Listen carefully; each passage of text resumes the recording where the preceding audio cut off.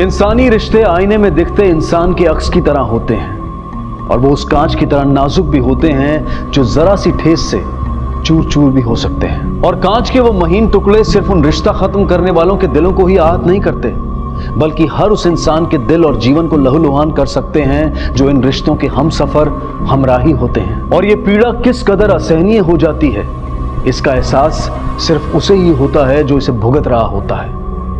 ऐसी ही आप बीती की कहानी कहता है हमारा आज का क्राइम पेट्रोल डायल 100 का ये एपिसोड।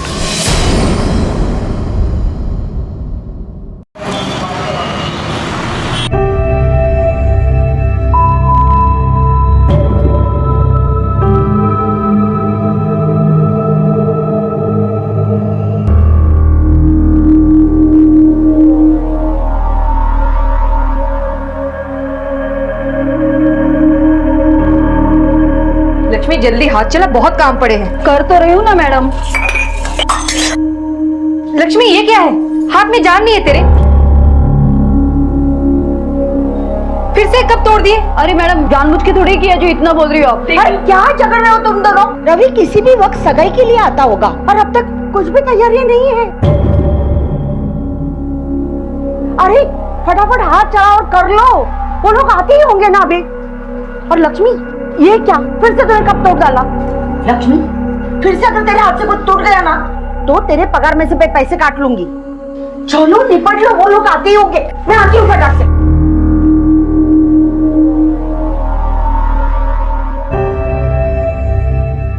वाह परी लग रही। बैठो बेटा, मैं आता हूं।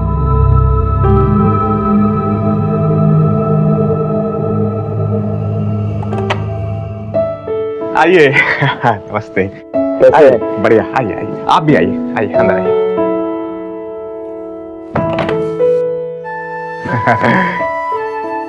बहू ये मेरे दोस्त कैलाश जी, और भाई आप तो जानती है। नमस्ते। और दादा और वही साथ में आने वाले थे लेकिन वही को काम निकला इसलिए नहीं आए। अरे कोई बात नहीं, भाभी नहीं आई तो, पर सगाई की अंगूठी तो नहीं घर पे भूल गए? ये क्या भूलने वाली बात है क्या दादा? नहीं, मैं खुद अपनी सगाई में भूल गया था। बाबा ने जो गालियां दी पूछो मत।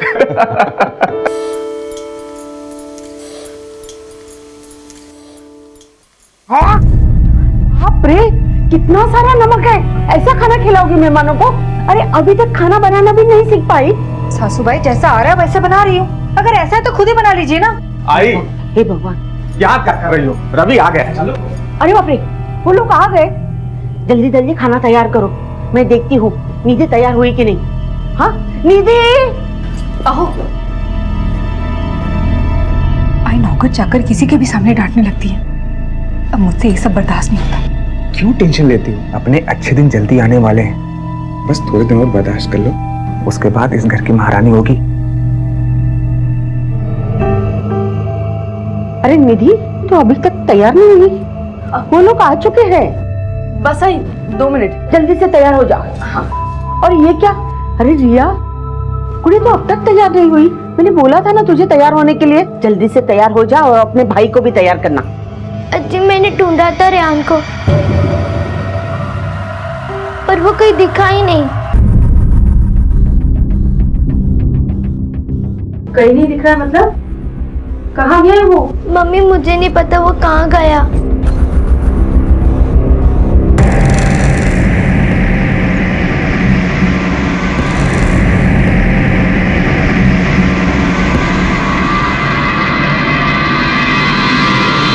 टेंशन मत ले, आ जाएगा।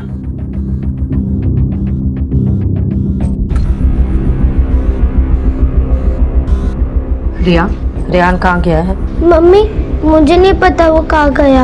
अरे ऐसे कैसे हो सकता है? रियान को सब जगह ढूंढा, कहीं उसका पता नहीं चला। उसके दोस्तों से पूछा तो उनमें से किसी ने उसको सुबह से देखा तक नहीं।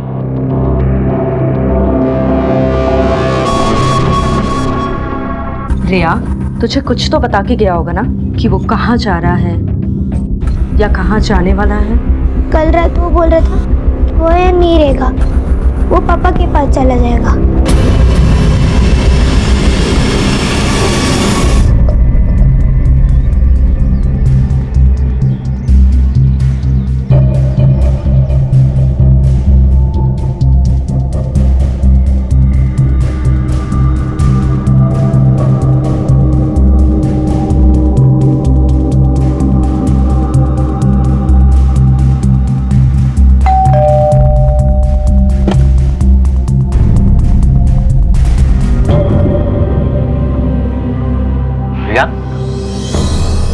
बेटा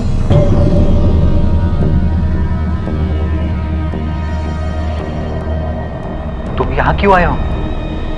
तुम्हें पता है ना तुम्हारी मम्मी गुस्सा करेगी तुम्हारे यहाँ आने से। देखना तुम्हारी मम्मी अब तुमसे और मुझसे दोनों से झगड़ा करेगी।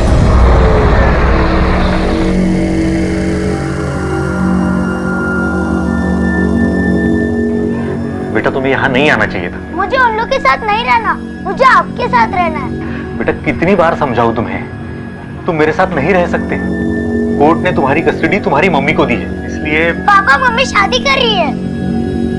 हाँ, उस रवि के साथ कर रही है ना। पापा मम्मी हमें उन्हें पापा बोलने कहती है, लेकिन वो हमारे पापा नहीं है। आप हमारे पापा हो। मुझे उन लोग के साथ नहीं रहना। मुझे और ताया को अपने साथ रख लो प्लीज।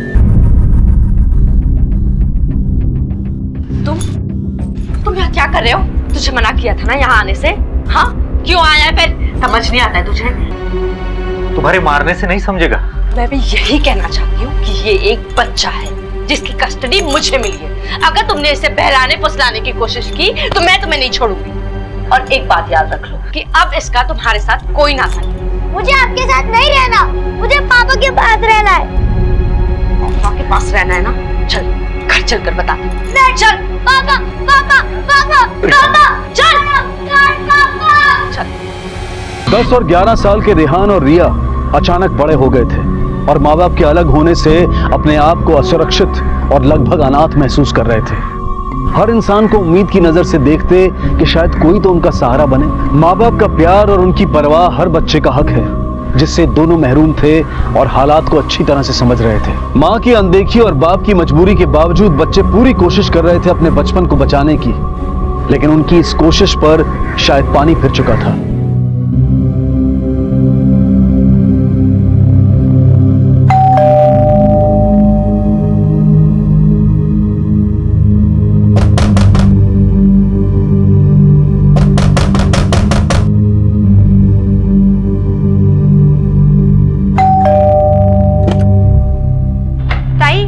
लगता है साहब कहीं बाहर गए। आपके पास चाबी देके गए हैं क्या? मुझे झाड़ू पोछा करना है। हाँ है।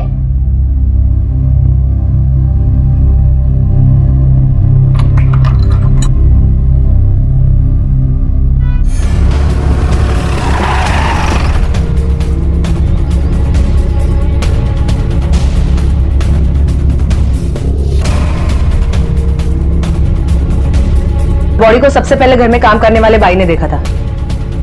लाश अगर अंदर पड़ी हुई थी तो भाई अंदर आई कैसे? सब पड़ोसी से डुप्लीकेट चाबी लेकर। पहले उसने डोरबेल बजाई थी, लेकिन दरवाजा किसी ने खोला नहीं तो उसे लगा घर पर कोई नहीं है। तो मुझे लगता है खून रात को ही हुआ था। सर पे भी गहरी चोट लगी है पीछे की तरफ। ये वास लगने की वजह से ही मौत हुई है, लेकिन सर इस वास के इतने छोटे टुकड़े हुए कि फिंगरप्रिंट्स मिलना मुश्किल है। लेकिन फिर भी इन्हें कलेक्ट करवाओ, शायद कुछ मिले। यस सर, पर हमने चेक किया घर में कोई फोर्स एंट्री के निशान भी नहीं है।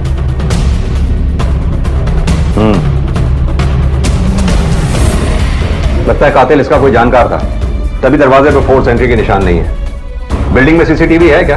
नहीं सर। एक काम करो सर, घर की अच्छी तरह से तलाशी लो, देखो क्या मिलता है।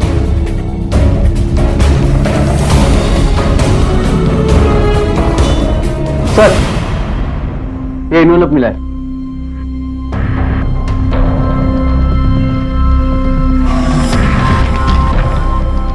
कोर्ट का नोटिस है सर। हो सकता है ये नोटिस ही इस कत्ल की वजह हो। एक काम करो मानसी, सर, इसके पड़ोसियों से पूछताछ करो, पता करो ये अकेला रहता था या फैमिली के साथ। हाँ मैडम, मैंने ही बाई को चाबी दी थी। आशीष साहब कभी बाहर जाते हैं तो मेरे पास चाबी रख के जाते हैं बाई को झाड़ू पटका करने के लिए। वैसे मैडम बाई बहुत भरोसे वाली है, मेरे घर पे भी वही काम करती है। अच्छा, कल रात इनके घर से कोई चीखने चिल्लाने या झगड़े की आवाज सुनी? नहीं मैडम, कल तो नहीं, मगर 2 दिन पहले आशीष भाऊ का झगड़ा हो रहा था। किसके साथ? उनकी बीवी निधि के साथ। बच्चों को लेके कुछ झगड़ा हो रहा था। अगर तुमने इसे बहलाने फुसलाने की कोशिश की तो मैं तुम्हें नहीं छोड़ूंगी। अच्छा, अगर ये शादीशुदा और बाल बच्चे वाला आदमी है तो उसकी फैमिली कहाँ है? डिवोर्स के पहले साथ में ही थी सर। बाद में निधि अपने बच्चों को लेके अपनी माँ के घर चली गई। डाइवोर्स की कोई खास वजह? दोनों एक दूसरे पे शक करते थे। वो बोलता था तेरा चक्कर चल रहा है, ये बोलती थी तेरा चक्कर चल रहा है। जब बात खुली तो पता चला निधि का ही चक्कर चल रहा था। ये तो बेचारा बहुत शरीफ था। ये आशीष काम क्या करता था? निधि मैडम की दुकान में काम करते थे, पर जब से उनका तलाक हुआ है 6 महीने से घर पे ही थे। किस चीज की दुकान है उनकी? ज्वेलर्स का शॉप था, चामुंडा ज्वेलर्स के नाम से। आपके पास आशीष की बीवी और उसके ससुराल वालों का फोन नंबर भी तो होगा, आप लोगों ने उन्हें फोन नहीं किया? मैंने तो नहीं किया और मुझे नहीं लगता किसी और ने भी किया होगा। ऐसा क्यों? सर, क्यों करेंगे उस नक्छड़ी औरत से बात? पता नहीं वो अपने आप को क्या समझती है, बड़े पैसे का घमंड है उसे। अच्छा, ये आशीष की बीवी निधि रहती कहाँ है? हाँ हाँ, मैं 5 मिनट में दुकान पहुंच जाऊंगी। हाँ, वहीं पर मिलती हूँ। आई, मैं दुकान जा रही हूँ, आ जाऊंगी। हाँ। अरे तुम दोनों सुनो, स्कूल से ना सीधा घर आना। अगर उसके घर गए ना तो बहुत मार पड़ेगी। और तू देखना कि ये कोई गड़बड़ ना करे, नहीं तो तुझे भी सजा मिलेगी। मम्मी आशा मम्मी बहुत मारती है, कोई गलती नहीं करते फिर भी मारती अरे है। तूने कोई मस्ती की होगी तभी तुझे मार पड़ी होगी ना, ऐसे ही कोई बिना मतलब के नहीं मारता।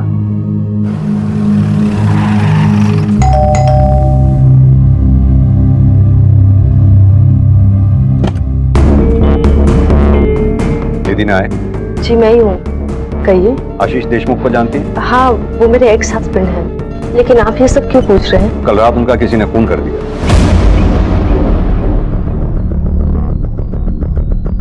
आशीष से आपका रिश्ता कैसा था? मेरा मतलब कोई मनमुटाव या अनबन? सर, 6 महीने पहले मैंने उससे डिवोर्स ले लिया था, उसके बाद हमारी कभी बात नहीं हुई, तो मनमुटाव या अनबन की तो बात ही नहीं बनती सर। डाइवोर्स की कोई खास वजह? सर, वजह यही थी कि हम दोनों एक दूसरे से बहुत अलग थे, हमारी एक दूसरे से किसी भी बात पर नहीं बनती थी। क्या ये बात सच है कि आपके बिजनेस की तरक्की में आशीष का हाथ था? हाँ सर।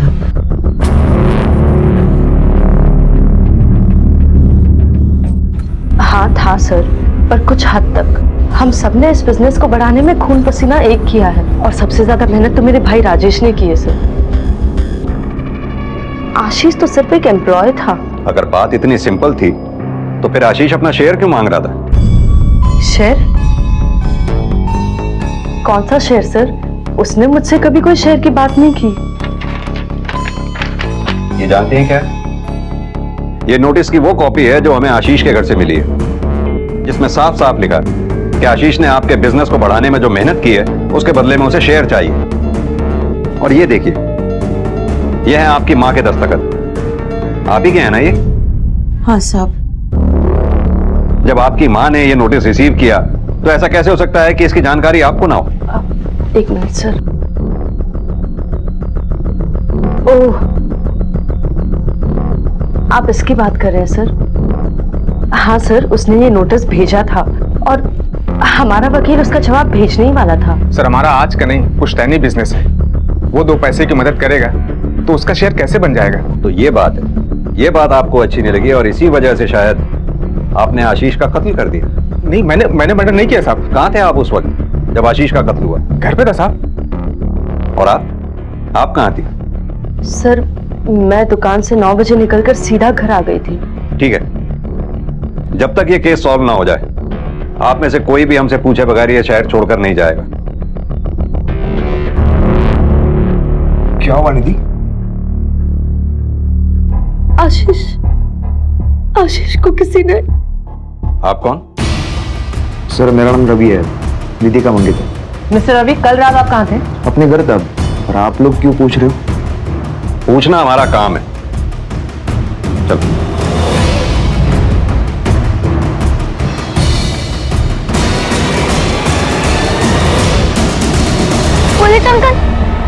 पुलिस अंकल, हमारे पापा वापस कभी नहीं आएंगे। तुमसे क्यों पूछ रहे? मैंने तुझे बताया ना कि पापा भगवान के पास चले गए, अब्बा वहां से कभी नहीं आएंगे। तो तुमने पुलिस अंकल को क्यों नहीं बताया? मानसी, हो सकता है आशीष का कत्ल इस नोटिस की वजह से किया गया हो। तलाक के बाद उसने अपनी मेहनत का हिस्सा मांगा हो जो इस परिवार वालों को अच्छा ना लगा हो, और इसी बात से नाराज होकर फैमिली के ही किसी मेंबर ने आशीष का कत्ल कर दिया हो। पर वो हो कौन सकता है? सर, मुझे लगता है ये काम रवि का भी हो सकता है। जवान आदमी है लेकिन फिर भी अपने से बड़ी उम्र की, तलाकशुदा और 2 बच्चों की माँ से शादी कर रहे हैं। वो निधि नहीं बल्कि उसके बिजनेस के लिए उससे शादी कर रहे हैं। जाहिर सी बात है आशीष का नोटिस उसे अच्छा नहीं लगा होगा। लेकिन निधि अकेली इस बिजनेस की हिस्सेदार नहीं है, उसका भाई भी तो है। लगता है फैमिली हमसे कुछ छुपा रही है। वरना माँ के इस तरह से हाँ कहने पर पूरी फैमिली चौंकती नहीं। एक काम करो, इस फैमिली का कच्चा चिट्ठा निकालो, जो भी सच है वो सामने आ ही जाएगा। Yes sir. वैसे तो सब लोग अच्छे हैं साहब, पर ये राजेश बाबू और उसकी बाइको है ना, एक नंबर के चैप्टर लोग हैं। वो आशा मैडम है ना, ये एक नंबर की निच्चड़ है। जैसे ही मेरा पगार होता है ना, तो 100 रुपए कमीशन के लिए मेरे सामने हाथ फैलाती है और ये बोलती है कि ये काम मुझे उसने दिलाया। अच्छा, ये निधि किस तरह की इंसान है? निधि मैडम तो अच्छी है, पर मालूम नहीं आशीष बाबू को उन्होंने क्यों खाली पीली छोड़ दिया। आशीष बाबू तो बहुत अच्छे इंसान थे, अपने बच्चों को प्यार भी बहुत करते थे, लेकिन ये रवि है ना, मेरे को एकदम हटेला लगता है साहब। अब आप ही बोलो साहब, कोई अपने से बड़े उम्र के औरत के साथ शादी करेगा क्या, वो भी 2 बच्चों की माँ से? ठीक है, तुम जा सकती हो। हाँ साहब। मैडम, ये आशीष देशमुख की पोस्टमार्टम रिपोर्ट। सर,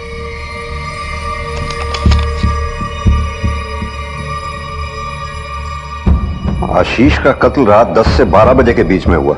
मौत सिर के पिछले भाग में गंभीर चोट लगने की वजह से हुई। आशीष ने खुद को बचाने की कोशिश भी नहीं की और बॉडी पे कोई स्ट्रगल मार्क्स भी नहीं। यानी कातिल आशीष का कोई पहचान वाला है। मानसी सर, हमें उस शख्स का पता लगाना होगा जो इस फैमिली को तो अच्छी तरह से जानता है पर इस फैमिली का मेंबर नहीं है। Yes sir.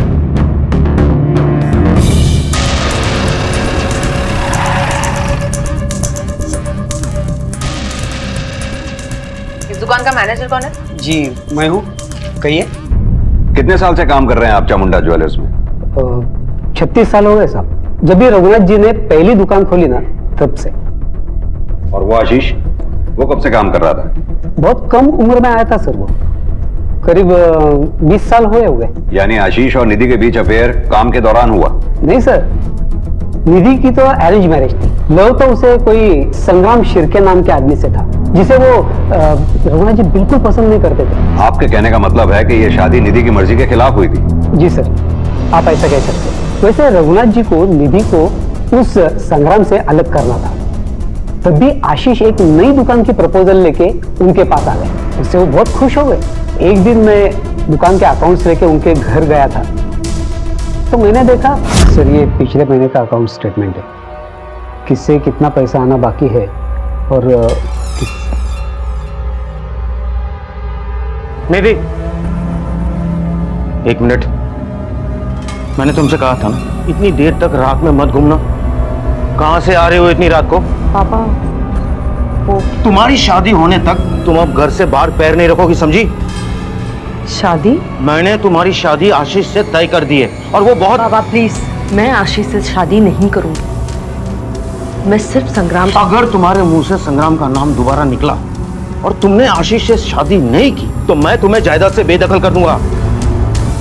ह्या गोष्टीचा परिणाम झाला साहेब, और निधि ने चुपचाप आशीष से शादी कर दी। जब निधि ने आशीष से शादी कर ही ली थी, तो फिर तलाक इतने साल बाद क्यों? क्या कारण था? कसं सांगू तुम्हाला साहेब, वो किसी एक आदमी के साथ पूरी जिंदगी बिताने वाली लड़की नहीं है। उसने ये शादी मजबूरी में तब तक चलाई जब तक रघुनाथ जी जिंदा थे, और उनके देहांत के बाद उसका रवि के साथ अफेयर शुरू हो गया। ये रवि काम क्या करता है? वो गोल्ड एजेंट है। हमारी दुकान के लिए जितने भी गोल्ड की जरूरत होती है वही सप्लाई करता है। ये निधि और रवि के अफेयर के बारे में आशीष जानता था? हाँ जानता था सर। निधि, कुछ तो शर्म करो। 2 बच्चों की माँ होकर तुम ये सब कर रही हो, सोचो बच्चों पे क्या असर पड़ेगा। बच्चों के लिए मैं ये सब भुलाने के लिए तैयार हूँ। तुम अपना काम करो, मेरा दिमाग मत खराब करो। अच्छा, मतलब तुम ऐसे नहीं मानोगे? मैं आज ही रवि को बोल दूंगा कि हम उसकी एजेंसी से गोल्ड नहीं लेंगे। तुम कौन होती हो ये डिसीजन लेने वाले? किस वहम में जी रहे हो तुम? तुम इस बिजनेस में सिर्फ एक एम्प्लॉय हो और कुछ नहीं। और मैं कोई तुमसे प्यार नहीं करती, ना ही तुम्हारे प्यार में पागल हूँ। ये तो बाबा ने मेरी शादी जबरदस्ती तुमसे करवा दी, और अब वो है नहीं तो मुझे कोई नहीं रोक सकता। मुझे जो चाहिए मैं वही करूँ, समझ गए? आशीष बहुत शरीफ आदमी था सर। अच्छा, एक बात बताइए, ये निधि परसों रात दुकान से कितने बजे निकली थी? सर दुकान 9 बजे बंद होती है, तभी निकली थी। और ज्वेलरी की आप लोगों की कितनी दुकानें हैं? 3 दुकानें हैं सर, 2 यहाँ मुंबई में और एक नई मुंबई में। यहाँ की एक दुकान निधि संभालती है और दूसरा रवि। और वो नवी मुंबई वाली दुकान राजेश देखता है? राजेश का दुकान देखता है सर, उसको तो दुकान में एंट्री नहीं है। वो क्यों? जब रघुनाथ जी जिंदा थे, राजेश ने एक बहुत बड़ा गफला किया था सर। कैसा घपला? उसने नकली ज्वेलरी किसी कस्टमर को बेची, असली ज्वेलरी चुपके से दूसरे कस्टमर को बेची और सारा पैसा खा गया। लेकिन आशीष ने उसकी ये चोरी पकड़ी थी और तभी से रघुनाथ जी ने उसके लिए दुकान में एंट्री बंद कर दी, जो आज तक बंद है। सर रघुनाथ जी को यह बात इतनी बुरी लगी कि उन्होंने अपनी वसीयत में सारी जायदाद निधि और उनकी पत्नी के नाम कर दी और राजेश को हर महीना सिर्फ 10,000 मिलेंगे ऐसा लग दिया। थोड़ा और डालना मैं।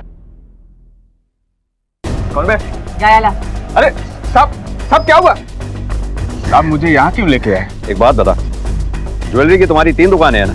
हाँ साहब। कौन सी संभालता है? साहब मैं किसी भी चला जाता हूँ जिसपे निधि बोलती है।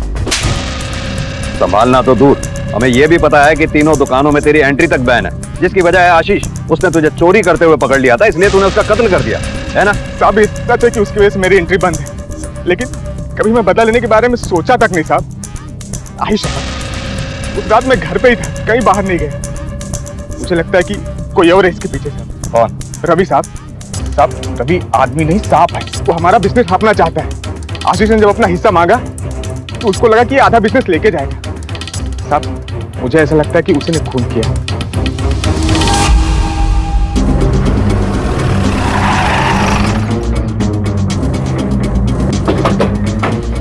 सर मुझे लगता है ये काम राजेश या रवि में से किसी का होगा, क्योंकि देखा जाए तो आशीष के मरने का बड़ा फायदा इन्हीं दोनों को है।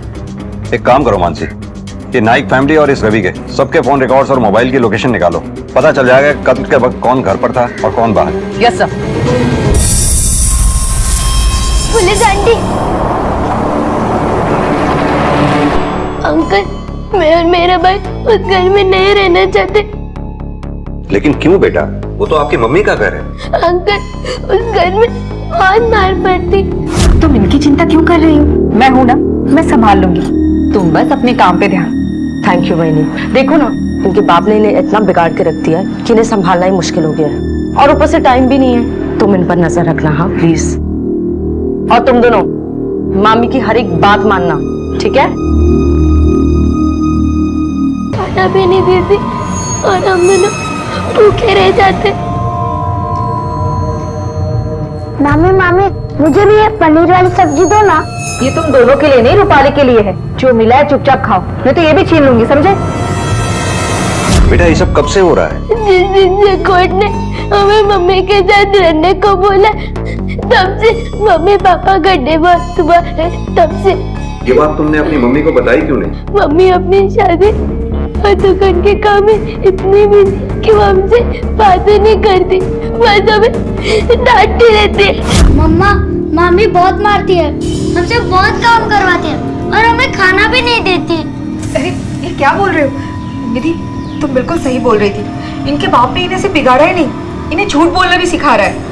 एक तो मैं इन दोनों से कितना प्यार करती हूँ, और ये दोनों है कि सासूबाई आप तो घर में रहती है ना, आपने देखा है कभी मैंने इनके साथ कुछ गलत किया हो? अरे मुझे क्या पता कौन किसके साथ क्या करता है, मैं तो अपने कमरे में रहती हूँ। क्या हो रहा है सब? निधि देखो, ये सारा नाटक ना अपने बाप के साथ रहने के लिए ये लोग कर रहे हैं, सब उसी ने सिखाया है। इसीलिए मैंने तुम्हें कहा था कि इन्हें हॉस्टेज छोड़ दो,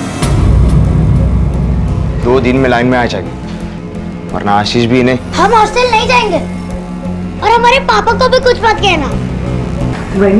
इन दोनों को कमरे में बंद कर दो, कितना भी रो, कितना भी गिड़गिड़ाए, इन दोनों को खोलना मत जब तक मैं नहीं आती। आपके पापा कैसे? अंकल हमारे पापा बहुत अच्छे थे और हमसे बहुत प्यार करते थे, पर वो भी कभी नहीं आएंगे। पानी नहीं जी अंकल, अब मुझे घर जाना, देर हो गई तो मामी बहुत मारेगी।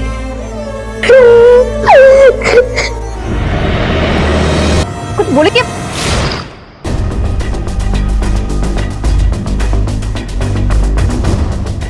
सर ये दोनों बच्चे बहुत ही शरारती हैं, बहुत ही बिगड़े हुए हैं। लेकिन इसका ये मतलब हरगिज नहीं कि आप इन्हें मारें।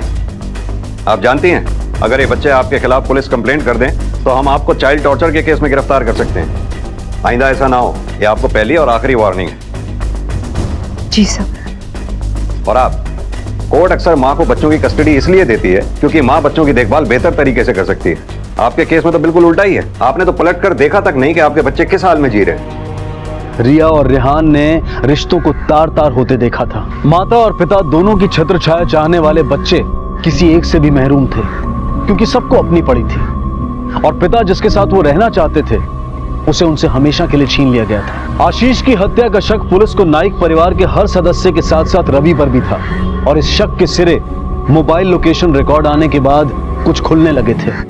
सर दोनों, सर नाइक फैमिली के कॉल रिकॉर्ड और ये मोबाइल लोकेशन। ठीक है।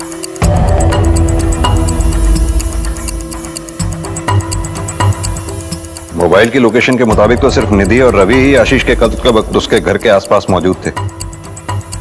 एक काम करो मानसी, ये निधि और रवि दोनों को उठाओ। अब ये खुद ही बताएंगे कि इन्होंने ये काम को अंजाम कैसे और क्यों दिया। Yes sir. निधि, ये चाय पी लो। नहीं चाहिए मुझे तुम्हारी हाथ की चाय। ले जाओ सर। निधि, मैंने तुम्हें अपने बच्चे सौंप दिए थे ताकि तुम उनका ध्यान रख सको, और तुमने उन्हें नौकर बना दिया, मारपीट की उनके साथ। बहनी शर्म नहीं आई तुमको? अरे वाह, ये तो हद ही हो गई। मेरे पति को बिजनेस से बाहर कर दिया और नौकरों की तरह 10,000 के पगार में बांध दिया, और मुझे तो नौकरानी बना दिया, और अब मुझे यहाँ आके दिखा रही हो। अगर ऐसा है ना तो खुद ही संभालो अपने बच्चों को। मुझे भी ये सब कुछ करके गाली खाने की कोई इच्छा नहीं है।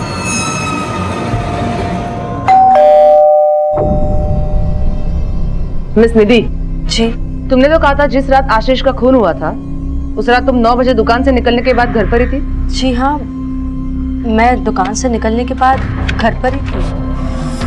तुम्हारा मोबाइल लोकेशन आशीष का घर दिखाई दे रहा है। अगर तुम घर पर ही थी तो शायद तुम्हारा मोबाइल अकेले गया होगा आशीष के घर। चलो गाड़ी में बैठो। गाइला चलो। और मैडम, अब इसे कहाँ लेके जा रही हो? मम्मी मम्मी मम्मी, आज पुलिस आंटी मम्मी को कहाँ ले गई? ये देखिए आपके बजट में और मजबूत भी है। चलो, आपको बड़े साहब ने पुलिस स्टेशन में बुलाया है। मैं और निधि आशीष को मिलने गए थे मैम, लेकिन मैं नीचे था और सिर्फ निधि ऊपर चली गई उससे मिलने। सुनो, मैं उससे मिल के आती हूँ। मैं भी आता तुम्हारे साथ। उस आदमी का क्या भरोसा, तुम्हें कुछ किया था? अरे नहीं, तुम टेंशन मत लो, वो ऐसा आदमी नहीं है, वो ऐसी कोई हरकत नहीं करेगा। ठीक है, 10 मिनट के अंदर वापस नहीं आए तो मैं ऊपर जाऊंगा। ठीक है। क्यों गई थी तुम आशीष के घर? उसके भेजे नोटिस के बारे में बात करनी। मैं उसे समझाने गई थी कि उसका उसमें कोई शय नहीं बनता, और मुझे लगा था कि वो समझ जाएगा, लेकिन सर जब मैं वहां पहुंची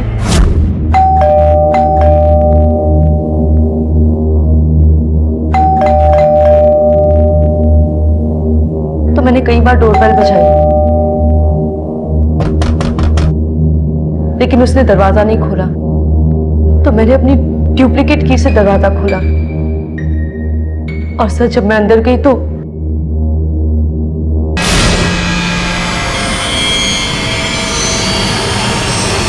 सर उसके बाद रवि ने मुझे अपने घर छोड़ा और वो भी चला गया। तुम दोनों के मोबाइल की लोकेशन के मुताबिक आशीष के यहाँ जाने से पहले तुम दोनों अपने अपने घर पर थे, यानी तुम दोनों वहां अलग अलग पहुंचे। जी सर। तो तुम वहां पहले पहुंची थी या रवि?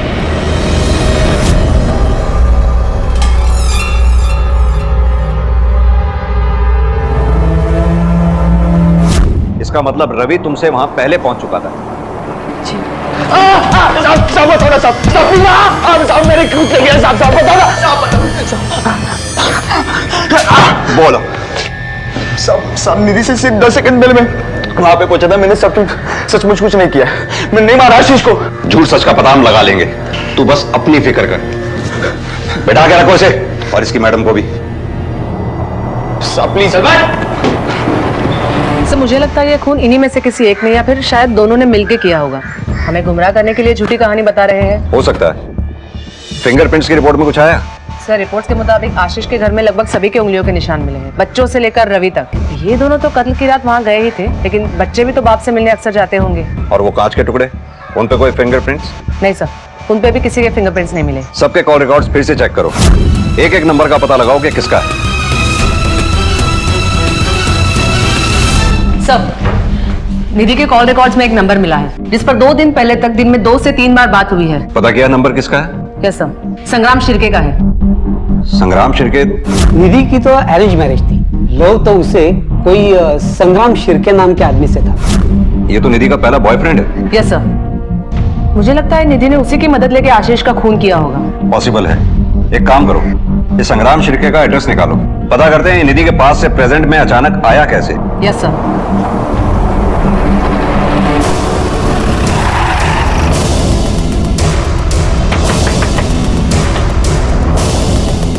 संग्राम शिर्के? जी मैं ही संग्राम शिर्के हूँ, कहिए।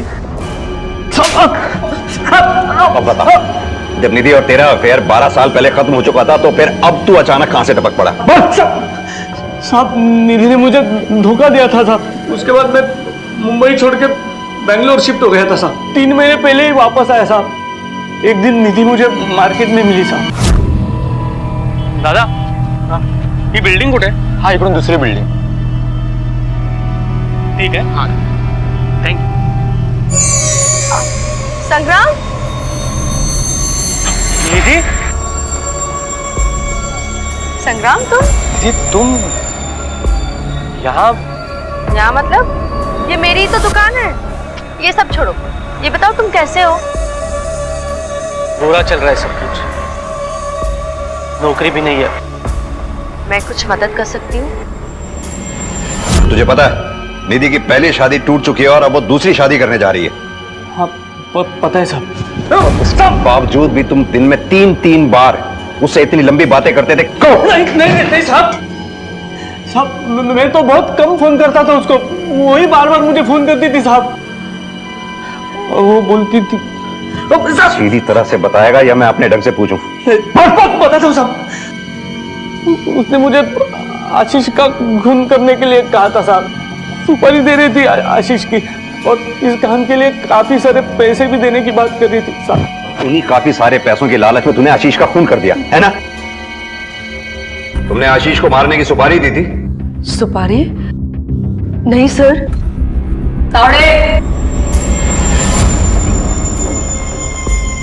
इसने कबूल कर लिया है, लेकिन तुम अब भी झूठ बोल रही हो। इसने तो अपने हिस्से का सच बता दिया, अब तुम भी अपने हिस्से का सच बता दो।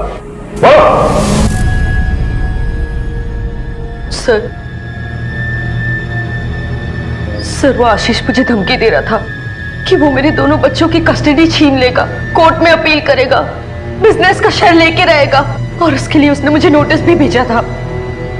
मैं बहुत परेशान हो गई थी, समझ ही नहीं आ रहा था क्या करूं। और तभी मैंने संग्राम को उसे मारने के लिए कहा था, लेकिन सर उसने मना कर दिया। क्योंकि इसने मना कर दिया उसे मारने के लिए तो तुमने यह काम किसी और से करवाया? नहीं सर मेरा यकीन कीजिए सर, मैंने ना तो मर्डर किया और ना ही करवाया है। सर प्लीज मेरा यकीन कीजिए, मैंने नहीं किया है सर, मैंने उसे नहीं मारा है सर, नहीं मारा है मैंने। देखा आखिरी बार तेरे को कह रहा हूँ, अपने हिस्से का मेरा नाम कर दे, वरना तू समझ ले। तू क्या करेगा? हाँ क्या करेगा? मैं तेरे नाम पे कुछ भी लिख के देने वाली नहीं हूँ, समझा? अरे क्यों जिद कर रही हो? अब हम दोनों ही तुम्हारे बुढ़ापे का सहारा है। निधि वापस नहीं आने वाली। निधि ने और रवि ने आशीष का खून किया, समझी? तुम झूठ बोल रहे हो। मेरी मम्मी ने मेरे पापा को नहीं मारा। सर निधि शुरू से हर बात पे हमसे झूठ बोल रही है, अब भी वो हमें गुमराह कर रही है। मुझे लगता है ये खून उसने किया नहीं होगा, किसी और को सुपारी देकर करवाया होगा। नहीं मानसी, अगर निधि ने किसी और को सुपारी दी होती तो उस क्रिमिनल का नंबर निधि के कॉल रिकॉर्ड्स में जरूर मिलता। हमारे हाथ में अभी भी कोई सॉलिड प्रूफ नहीं है। सर अभी वायरलेस पे खबर आई है, मार्केट के पीछे वाली गली में 9-10 साल के लड़के की लाश मिली है, और सर 11-12 साल की लड़की जख्मी हालत में मिली है। लड़की को हॉस्पिटल में भेज दिया है। लड़की का नाम रिया है। सर के पीछे किसी भारी चीज या पत्थर से वार किया गया। एक काम करो, जरा आसपास अच्छी तरह से छानबीन करो, देखो कोई मर्डर वेपन मिलता है क्या। Okay sir. मानसी एक बात समझ में नहीं आई, ये बच्चे इतनी रात को यहाँ कर क्या रहे थे? Gaitonde yes sir. सबसे पहले इसे किसने देखा था? सर इन्होंने देखा। मैं अपनी ड्यूटी खत्म करके घर जा रहा था, अचानक इधर से एक बच्ची की रोने की आवाज आई। मैं दौड़कर इधर आया, देखा तो लड़का मर चुका था। सर हॉस्पिटल से फोन आया था, लड़की को होश आ गया। रिया बेटा कैसी हो? कैसे हुआ ये सब? किसने किया? अंकल, मामा ने हम दोनों को घर से बाहर निकाल दिया। क्यों? देख बुढ़िया, चुपचाप साइन कर दे, वरना आशीष को इधर भेजा ना, तेरे को भेज दूंगा, समझी? बेटा तुम्हें अच्छी तरह याद है तुम्हारे मामा ने यही कहा था। अंकल वाजी भी थी, मामा ने उनके सामने बोला, फिर हम दोनों को घर से बाहर निकाल दिया। जब हम आपके पास आ रहे थे तभी उन्होंने हमें मारा था। कहाँ जा रहे हो तुम दोनों? हम लोग पुलिस अंकल के पास जा रहे हैं। पुलिस के पास? अभी ले चलता हूँ तुम दोनों को पुलिस के पास। उसके बाद मैं वहीं गिर गई। अंकल रेहान का है, वो कैसे? वो ठीक है ना? डॉक्टर को बुलाओ जल्दी। बेटा रेहान ठीक है, तुम अपना ख्याल रखो, जल्दी से ठीक हो जाओ। अब मैं सच कह रहा हूँ, मैंने किसी को नहीं मारा है। वो मैंने आई को डराने के लिए ऐसा बोला था। आई शपथ साहब, मैंने सच में किसी को नहीं मारा। साहब आपने बोला ना कि मैं बच्चों के पास बाइक से गया था। हाँ। पर मेरी बाइक तो एक हफ्ते से गैराज में पड़ी साहब, चाहिए तो आप मैकेनिक से भी पूछ सकते हैं। सर रिहान के मर्डर स्पॉट पे ये 2 पत्थर मिले जिन पे खून के निशान थे। दोनों के फॉरेंसिक रिपोर्ट आ गई है। बड़े वाले पे रिहान का खून है, छोटे वाले पे रिया का खून है।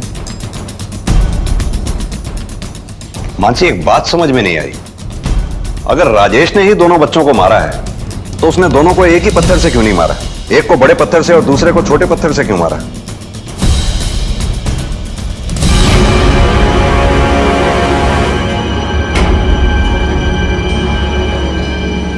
रेहान का वो कैसा? वो ठीक है ना अंकल? तुम ही बताओ बेटा, रेहान ठीक है या नहीं? मैं कैसे? देखो बेटा, हमें पता है तुमने ही रेहान को मारा है। पहले बड़े पत्थर से तुमने रेहान के सिर पे पीछे से वार किया और फिर छोटे पत्थर से अपने यहां सिर पे आगे से चोट लगा ली। क्यों किया तुमने ऐसा? बोलो बेटा, बताओ तुमने अपने भाई रेहान को क्यों मारा? क्योंकि अंकल, क्योंकि मुझे पता था कि पापा को मैंने ही मारा है।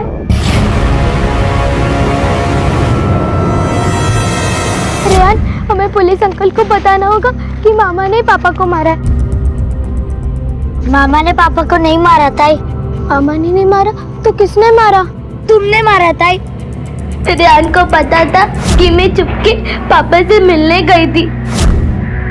वापस आकर जब मैं खून वाले हाथ धो रही थी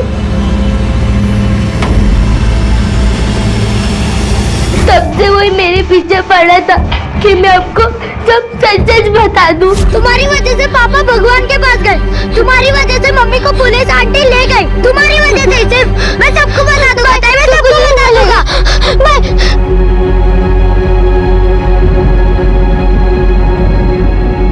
लेकिन बेटा तुमने अपने पापा को क्यों मारा? क्योंकि मैं और यार पापा के साथ रहना चाहते थे, पर वो हमें अपने साथ भी नहीं रखना चाहते थे।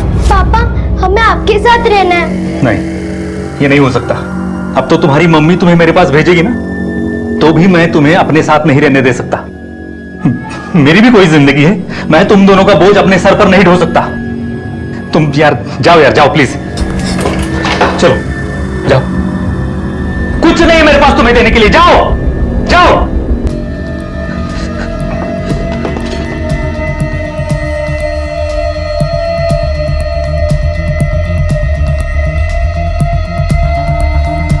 मम्मी और पापा ने हमारे साथ ऐसा क्यों किया? हमने क्या गलत किया? कोई भी बच्चा इस दुनिया में अपनी मर्जी से नहीं आता, ये फैसला उसे जन्म देने वाले माँ बाप लेते हैं।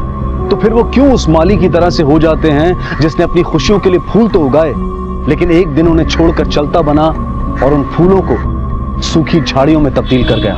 ऐसे ही फूल से कांटा बन गई थी रिया, और वो सब आजाद थे जिन्होंने उसे अपराधी बनाया था। क्योंकि रिया एक 11 साल की नाबालिग बच्ची थी, इसलिए उसे बाल सुधार गृह में भेज दिया गया और उसकी काउंसलिंग की जा रही है। बच्चे कल का भविष्य होते हैं, और यह भविष्य कैसा होगा इसके जिम्मेदार होते हैं उनके अभिभावक। इसलिए बेहद जरूरी है कि हम सिर्फ अपनी खुशी के बारे में नहीं बल्कि अपने कर्तव्यों के बारे में भी सोचें। इसी विचार के साथ अब मैं अनूप सोनी आपसे विदा लेता हूं। फिर मुलाकात होगी अगले एपिसोड में एक और चौंका देने वाले केस के साथ।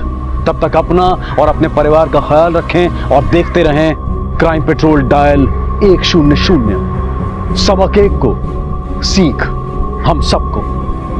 जय हिंद। कई बार किसी करीबी लक्ष्य की फिराक में हम बड़े लक्ष्य को नजरअंदाज कर बैठते हैं। उस एक पल की खुशी के लिए हम जन्म भर की खुशियां खो देते हैं। बिना सोचे समझे जल्दबाजी में उठाए कदम अक्सर बहक जाते हैं और पछतावा वो बीज है जिससे अक्सर अपराध के पौधे जन्म लेते हैं।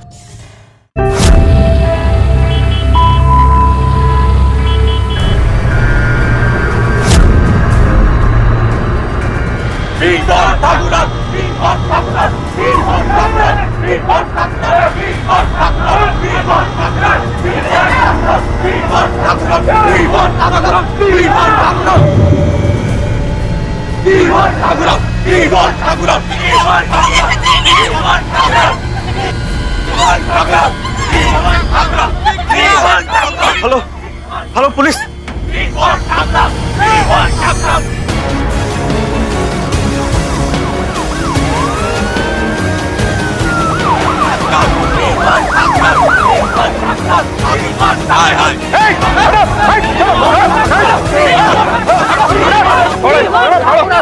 भागो यहाँ से। सर ऐसा नहीं मानेंगे, इन्हें डिटेन करना होगा। सर मैं स्टूडेंट यूनियन का हेड हूँ और ये हम स्टूडेंट और टीचर के बीच का मामला है। आप लोग इसमें मत पड़े तो बेहतर होगा। जितनी तेरी एज है ना उससे ज्यादा पुलिस डिपार्टमेंट का एक्सपीरियंस है मेरे पास। चुपचाप खड़ा रहे। राजेश इनकी फैमिली को घर पहुंचाओ। ठाकुर सर ये क्लास अभी डिसमिस नहीं हुई है। लोग वापस आकर आपकी क्लास लेंगे और ये मत सोचना इन पुलिस वालों को बुलाकर आप बच गए हो। चलिए आप चलिए प्लीज चलिए। कहते हैं कि हमारे जीवन में शिक्षक का महत्व माता पिता से भी ऊंचा होता है। माता पिता से हमें जिंदगी तो मिलती है लेकिन जिंदगी जीने का तरीका हमें हमारे शिक्षक ही सिखाते हैं। मनमुटाव या तनाव रिश्ते में आम सी बात है। विचारों के मतभेद इस तनाव का मुख्य कारण बनते हैं। लेकिन जहां पर रिश्तों की अहमियत इस अहंकार से ज्यादा हो वहां रिश्ते संभल ही जाते हैं।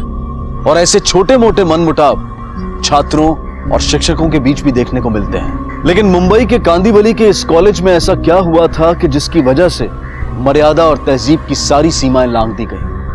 आखिर क्यों कुछ बच्चे अपने कॉलेज के प्रिंसिपल के साथ इस तरह बर्ताव कर रहे थे, उन्हें सबके सामने बेइज्जत कर रहे थे। देखो मैं तुम्हारी मानसिक हालत समझ सकता हूँ लेकिन तुम्हारे कुछ जवाब मुजरिम को सलाखों के पीछे पहुंचा सकते हैं। क्या तुम्हारे साथ रेप हुआ है? किसने किया ये? हाँ सर मेरे साथ रेप हुआ। सर ठाकुर सर ने मेरे साथ रेप किया सर। सर उस रोज हम ठाकुर सर से हॉस्टल के रूम में क्लास ले रहे थे। x plus y plus x plus y is equal to 180. So 2x plus 2y is equal to. Hello नहीं हम अभी नहीं पाएंगे, हम पढ़ रहे। सॉरी सर वो दोस्त बाहर बुला रहे हैं क्रिकेट प्रैक्टिस के लिए। एक बात बताओ, तुम दोनों को स्कॉलरशिप चाहिए या खेलकूद में करियर करना है? तुम दोनों के घर वालों ने तुमको अब तक बहुत मुश्किल से पढ़ाया है। अब इससे आगे शायद तुम्हारे घर वालों को तुम्हें पढ़ाना मुश्किल होगा, तो तुम्हें मन लगा के पढ़ना होगा, स्कॉलरशिप लेनी होगी, तो ही ये पॉसिबल है। तो मन को पढ़ाई के अलावा और किसी भी चीज में मत लगाना प्लीज। थोड़ी देर बाद सर राघव वहां से चला गया और ठाकुर सर ने मुझसे वही रुकने को कहा। सर उन्होंने कहा कि एक चैप्टर और खत्म करो। क्या है सर? वो कॉल आया था। क्यों डिस्टर्ब कर रहे हो बार बार? तुम्हें जाना है कहीं? जाओ। तुम कहाँ जा रहे हो? बैठो बैठो यहाँ। सर पर चैप्टर तो सर पूरा हो गया। मैं कुछ इंपॉर्टेंट बता रहा हूँ ना। सर मुझे अंदाजा ही नहीं था कि ठाकुर सर उस रोज मुझे किसी खास मकसद से रुकने को बोल रहे हैं। थोड़ी देर बाद सर वो मेरे पास आए और सर मुझे बिल्कुल अजीब ढंग से सर छूने लगे थे सर। क्या है ये? लिखो लिखो तुम लिखो। सर ये क्या कर रहे हैं आप? स्कॉलरशिप चाहिए ना? हाँ हाँ सर, पर स्कॉलरशिप नहीं मिलेगी ना तो फैमिली का ध्यान कैसे रखोगे? उनकी तो उम्मीद है ना तुम पर। प्लीज सर, ये क्या कर रहे हैं सर ये क्या कर रहे हैं?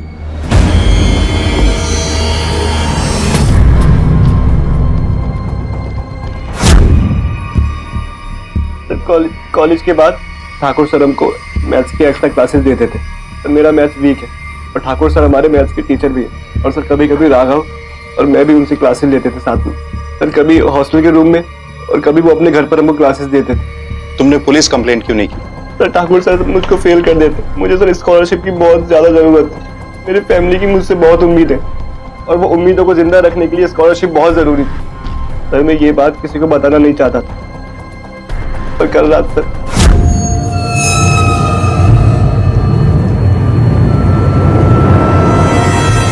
छोड़ इसको। ये तू क्या कर रहा है यार? तू पागल हो गया क्या? और तू रो क्यों रहा है? अमित कुछ बोलेगा, ये रोते ही जाएगा। प्रिंसिपल सर, क्या हुआ है भाई? प्रिंसिपल सर ने मेरे साथ रेप किया है। क्या?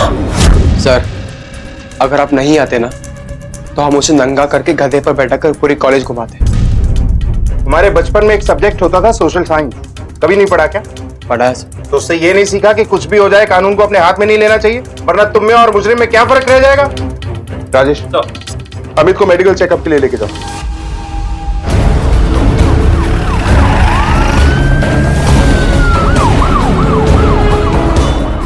मैंने अमित का रेप? आपको अमित ने कहा? अमित और राघव तो मेरे बेटे जैसे हैं, पढ़ाई में तेज है, काफी गरीब है, इसलिए सारे नियमों को अनदेखा करके उनको पढ़ाया ताकि उनको स्कॉलरशिप मिले, जिंदगी में आगे बढ़े। उन्होंने कहीं उनकी इस जरूरत को पूरा करने के लिए आपने अपनी जरूरत का हल तो नहीं ढूंढ लिया ठाकुर साहब? नहीं तो आपने भी उंगली को टेढ़ी करने का सोचा होगा।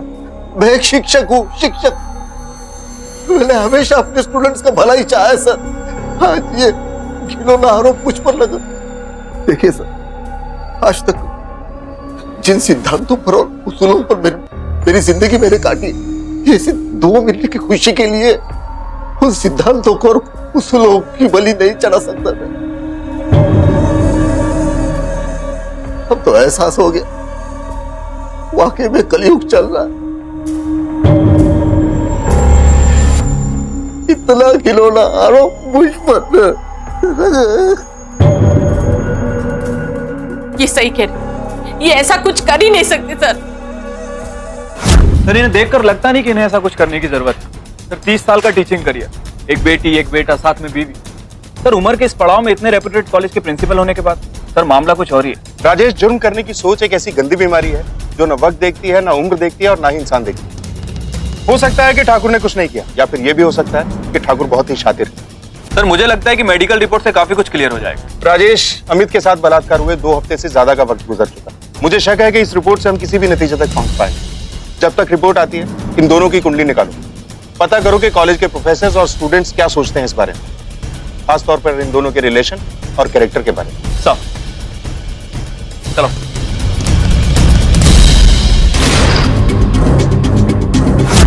सर ठाकुर सर और मैं एक साथ 16 सालों से पढ़ा रहे हैं। हमारा परिवार भी इतने ही सालों से एक दूसरे को जानता है। मुझे लगता है इतने साल काफी होते हैं किसी को समझने के लिए, और मुझे बिल्कुल नहीं लगता कि ठाकुर सर ऐसा कुछ करेंगे। सर मैं 100% कह सकता हूँ सर, ठाकुर सर ऐसा सब कर ही नहीं सकते। इवन सर उनके जैसा प्रिंसिपल तो किसी और कॉलेज में होगा भी नहीं। हमारा क्या कहना? सर मुझे तो वो बहुत स्ट्रिक्ट लगते थे। मैंने सुना है कि वो स्टूडेंट्स को ऑफिस में बुला के स्ट्रिक्टली पनिश करते थे, और सर स्टूडेंट्स वहाँ घंटों कान पकड़ कर बैठे होते थे। कभी देखा उन्हें किसी को पनिश करते हुए? नहीं सर, मैंने तो बस सुना है।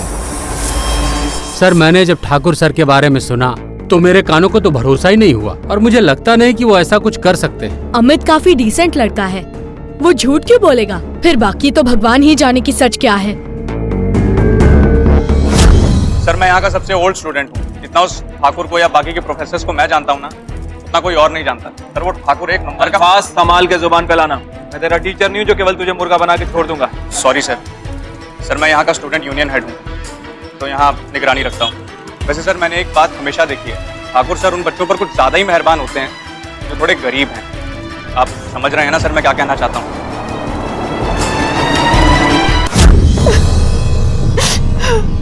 बेटा तेरे साथ इतना कुछ हो गया, देख एक बार तेरी माँ को बताने की कोशिश करता बेटा।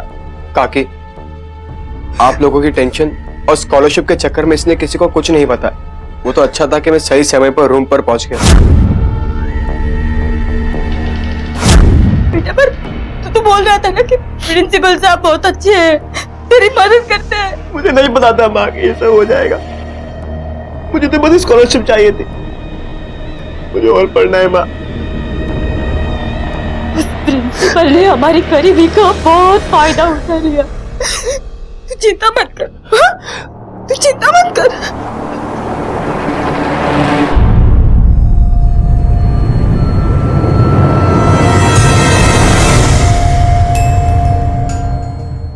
क्या चाहिए भी तुम्हें? हम लोग सोच रहे थे क्यों ना तेरे बाप को थोड़ा और सबक सिखाया जाए। क्या बोलता है? देख तेरे बाप ने चोरी छिपे अमित के साथ जो करना था कर लिया, पर हम लोग जो तेरे साथ करेंगे ना, कह के करेंगे। बहुत ज्यादा बोल रहे हो तुम। और अगर अब एक और शब्द मेरे पापा के बारे में बोला ना, नहीं तो क्या यही कपड़े उतार के डांस करेगा क्या? क्या आइडिया है? और हाँ बेटा, तेरे बाप के सामने से नंगा मत जाना, तेरा बाप ने बहुत जोश है। मार साले को, मार। कपड़े उतार इसके, उतार कपड़े उतार इसके। मुझे लगता है अब ये लोग हद से ज्यादा आगे बढ़ गए हैं, हमें पुलिस को बता देना चाहिए। कोई फायदा नहीं होगा, सबको यही लगता है अमित के साथ वो सब आप ही ने किया है, कोई हमारे सपोर्ट में खड़ा नहीं होगा।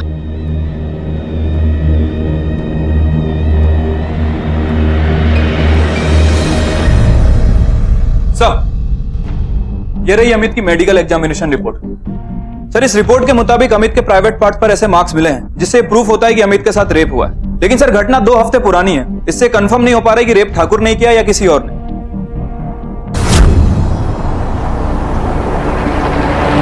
ठाकुर सर ने मेरे साथ रेप किया सर। इतना खिलौना आरोप मुझ पर। ये ऐसा कुछ कर ही नहीं सकते सर। राजेश, इस रिपोर्ट से आधा केस आईने की तरह साफ हो चुका है। अब जरूरत है ठाकुर को तोड़ने की। चलो। सर, मैं अपने बच्चों की कसम खा के कहता हूं सर, मैंने कुछ नहीं किया। अमित का रेप। चलिए, 1 सेकंड के लिए मान लिया कि आपने ये सब नहीं किया, लेकिन फिर अमित आप पे ये इल्जाम क्यों लगा रहा है? मेरे साथ रेप हुआ है, ठाकुर सर ने मेरे साथ रेप किया सर। एक लड़का, अगर एक लड़की ये इल्जाम लगाती हम तो भी कुछ सोच सकते थे, और फिर वो मेडिकल रिपोर्ट के हिसाब से अमित के ऊपर रेप हुआ है। आपको अगर ऐसा लगता है कि मुझे मारपीट कर सच जो है सामने आ जाएगा, मैं आपके साथ चलने के लिए तैयार हूं, लेकिन मेरा जवाब वही रहेगा, जरूर वो अमित जानबूझ के ये सब कर रहा है।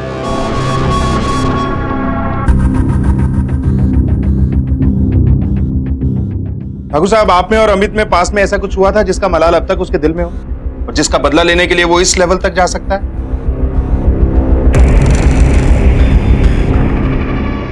AB square is equal to AC square plus 8 into bracket BC.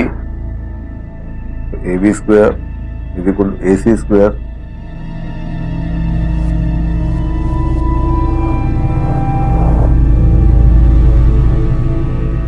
upon 2 BC square upon 2। पढ़ाई पे ध्यान दो। Yes sir. सर, वो पानी चाहिए था, पानी पी लूं? नहीं, रुको।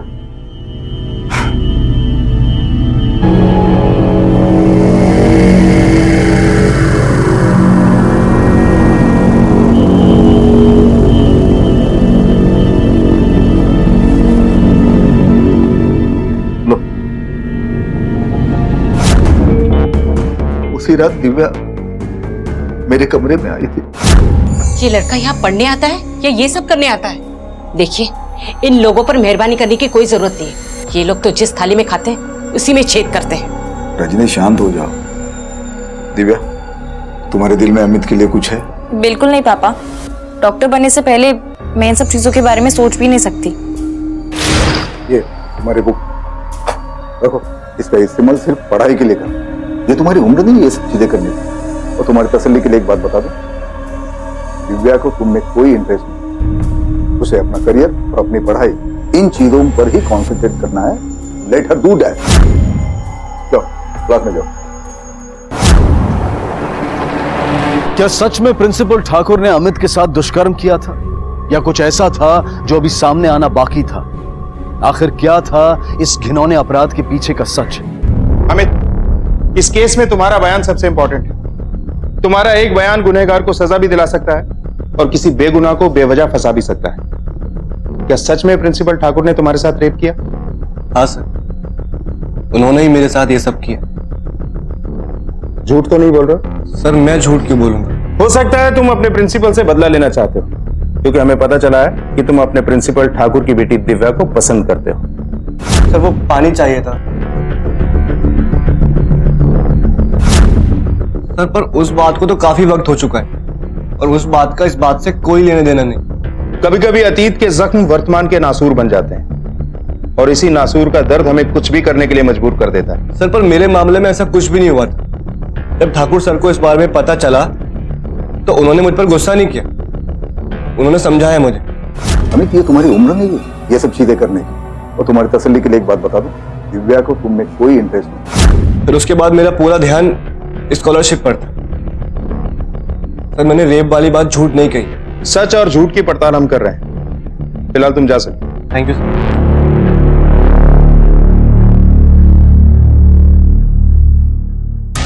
राजेश, इस केस में ऐसी कोई कड़ी जरूर है जो हमसे मिसिंग है, जिसके हाथ लगते ही मुजरिम के हाथ में हथकड़ियां हुई। हमें इस केस को और भी डीपली समझने की जरूरत है।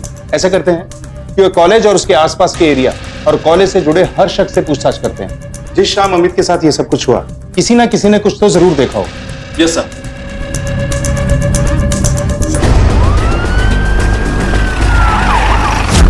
हाँ, मैं उस शाम को था उनके साथ। वो कॉलेज के एनुअल फंक्शन के बजट पे काम कर रहे थे। मुझे कुछ काम था तो मैं घर चला गया, लेकिन राघव और अमित को पढ़ाने के लिए वो जाने वाले थे। नहीं सर, उस शाम को मैंने ठाकुर सर और अमित को एक साथ नहीं देखा था। फिर किस आधार पर तूने अमित की बात पर विश्वास करके अपने प्रिंसिपल के साथ ये सब किया? सर कहीं ऐसा तो नहीं कि आप ठाकुर सर को बचाने के रास्ते ढूंढ रहे हैं? हम जो भी कर रहे हैं वो तो पता चल ही जाएगा। पहले एक बात बता, तू अपने प्रिंसिपल से इतना नाराज क्यों रहता है? सर मुझे वो लोग नापसंद हैं जो अपनी पोस्ट और पावर का गलत फायदा उठाते हैं। फिर तो तू खुद को भी नापसंद करता होगा, क्योंकि अभी तक तूने भी अपनी पोस्ट और पावर का सही इस्तेमाल नहीं किया। सर मुझे अच्छे से याद है, वो उस रात सोया भी नहीं था, बहुत डिस्टर्ब था। एक दो बार तो मुझे ऐसे लगा कि वो रो रहा है।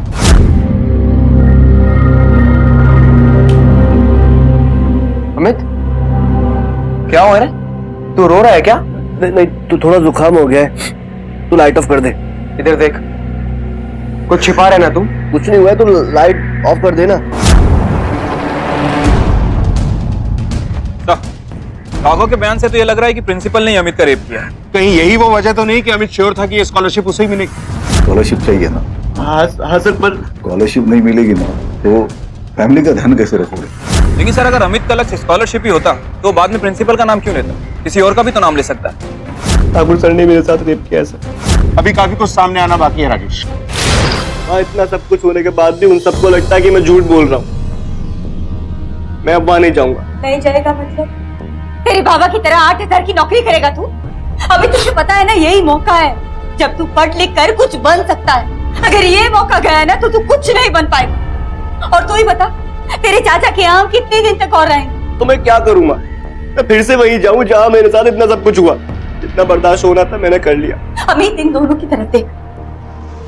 तू ऐसे हिम्मत हार जाएगा तो कैसे चलेगा? देख, मैं आज से तुझे कुछ नहीं बोलूंगी, सिर्फ इतना बोलूंगी कि इन दोनों की किस्मत अब तेरे हाथ में है।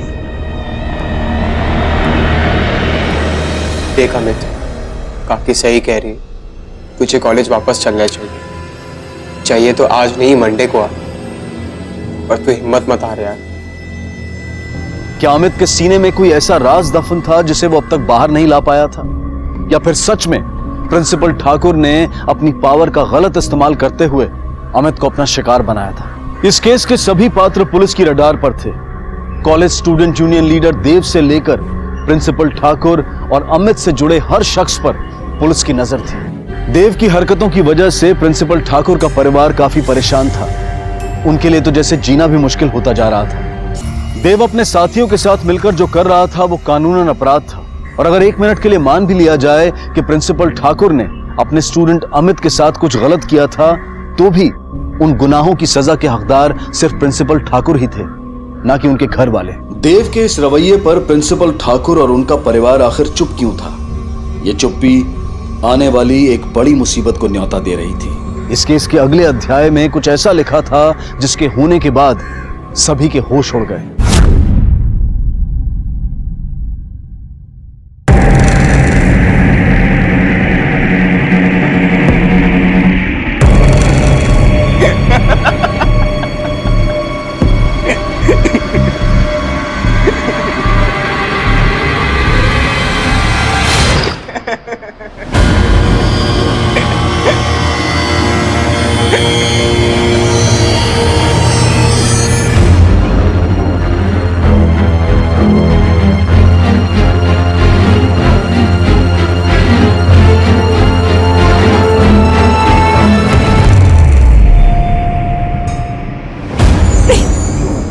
मुझे छोड़ो, मेरे तुम लोगों का क्या बिगाड़ा है? बहुत अकड़ है तेरे बाप ने। अब पता चलेगा तेरे बाप को कि इज्जत उठना क्या होता है। अब तेरे बाप की सारी अकड़ निकल जाएगी। देखिए, अपनी नहीं तो अपने बच्चों के फ्यूचर की तो सोचिए। इस शहर में हमारी जितनी बदनामी होनी थी हो गई। नए शहर में हमें कोई नहीं पहचानेगा। मैंने ऐसा कुछ नहीं किया जिसकी वजह से मुझे ये शहर छोड़ना पड़े। रवि, इस केस का फैसला भी नहीं आया। जब तक मुझे न्याय नहीं मिलता मैं हार नहीं मानूंगा। आप मेरी बात समझने की कोशिश तो कीजिए। दिव्या! दिव्या! दिव्या! लोगों की इतनी हिम्मत। रजनी, अब मैं चुप नहीं बैठूंगा। हर बार की तरह इस बार भी ये काम उनका ही, देव और उसके साथी।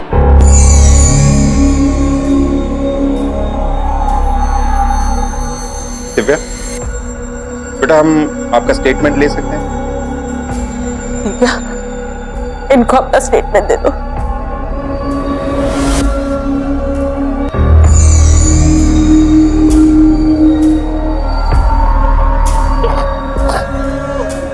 ठाकुर साहब, उन लोगों को सबक सिखाने के लिए दिव्या का स्टेटमेंट बहुत जरूरी है, क्योंकि ये मॉलेस्टेशन का मामला है, रेप का नहीं। स्टेटमेंट के बिना हम कुछ नहीं कर सकते। अभी बच्ची ट्रॉमा में है, जैसे ही बोलने की हालत में आए हमें फोन कीजिएगा।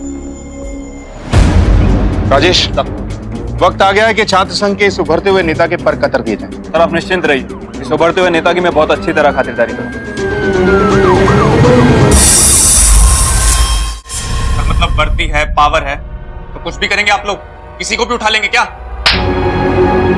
वर्दी और पावर के साथ साथ एक और चीज है हमारे अंदर जिससे तुम लोग दूर दूर तक वाकिफ नहीं हो, और वो है जिम्मेदारी। जितने दिन हो सके ना अपनी खैर मना लो तुम लोग, क्योंकि जैसे ही दिव्या ने मुंह खोला तो कॉलेज में रैगिंग करने और उसके साथ छेड़खानी करने के जुर्म में इतने साल के लिए अंदर डालूंगा ना तुम लोगों को कि बाहर आते आते आधी उम्र कब बीत जाएगी पता भी नहीं चलेगा। और इस केस में ऊपर वाले की मार देखो, तुम लोगों की उम्र भी 18+, बचने का कोई चांस नहीं।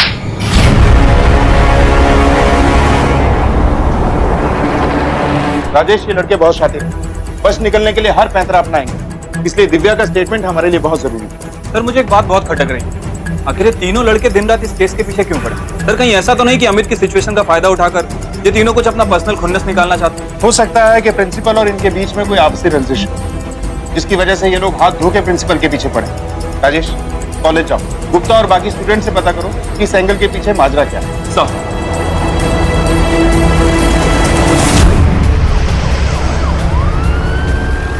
सर ये देव वगैरह स्टूडेंट नहीं बल्कि कॉलेज के चोर उचक्के लगते हैं सर।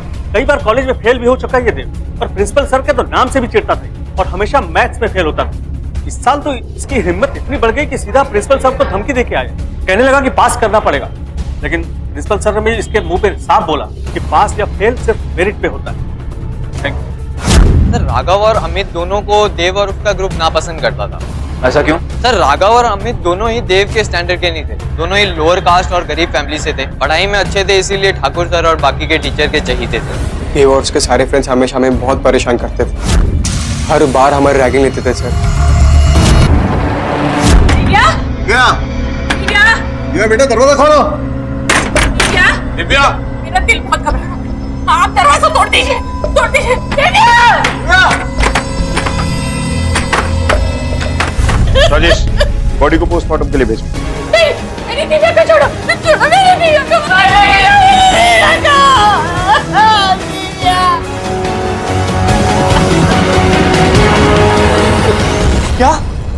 दिव्या जैसी करती वैसी भरती। उस ठाकुर ने मेरे बेटे के साथ बुरा किया ना, आज उसकी बेटी नहीं रही। माँ बस कर, इन सब के पीछे उस बेचारे का दोस्त था। अरे बेटा यही संसार का नियम है, जो जैसा बोता है ना वैसा ही उसको मिलता है और वो करता है। मैं जा रहा हूँ। अमित तू कहाँ जा रहा है यार? मैं जानता हूँ भाई सैड न्यूज़ है, पर तू इतना क्यों सोच रहा है? तू छोड़ मुझे। अमित रुकना यार, अमित।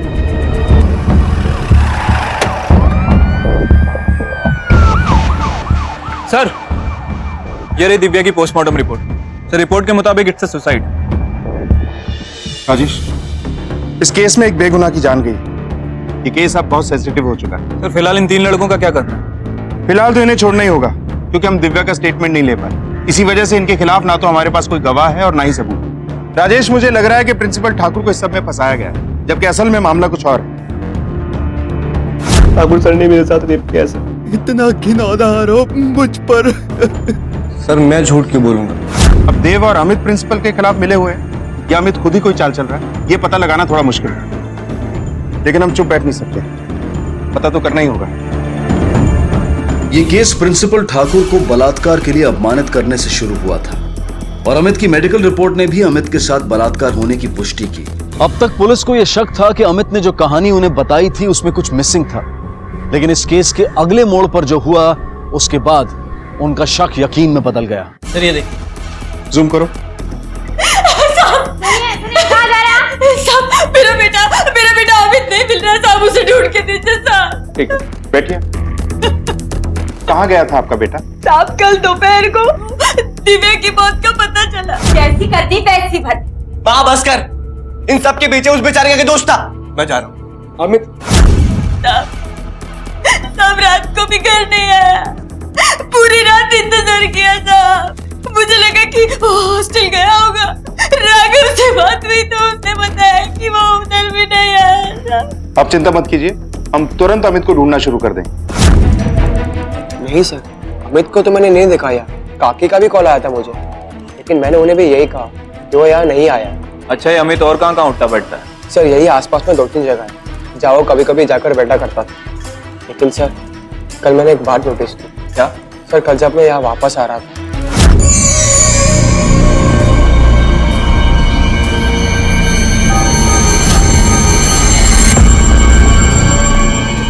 मैंने आज तक उसे हॉस्टल एरिया में नहीं देखा और कल वो हॉस्टल एरिया में था। और सर उसे देख के कोई भी बता सकता था कि वो काफी टेंशन में था।